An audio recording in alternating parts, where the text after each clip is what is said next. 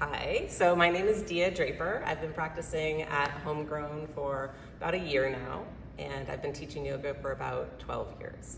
I'm going to be hosting an ecstatic dance workshop September 27th, 7:15 to 8:45, so it's a Friday night. I hope it'll be really fun. And if you're like, what the flip is ecstatic dance? Please come anyway. It's going to be a real intro. We're going to ease into it. We're going to start with some yoga, get our bodies used to moving in a freer way, and then have some fun. And so there's very little expectation.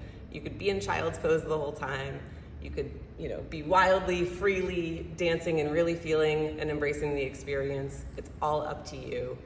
I'm just really there to hold the space and guide you into some options to create some freedom for your body, your mind, your spirit, your heart, all those things that we love to connect to in yoga. So I really hope that I'll see you there. I'm super excited Allison's given me this opportunity to lead this workshop. It's something really close to my heart, and I look forward to connecting with each of you.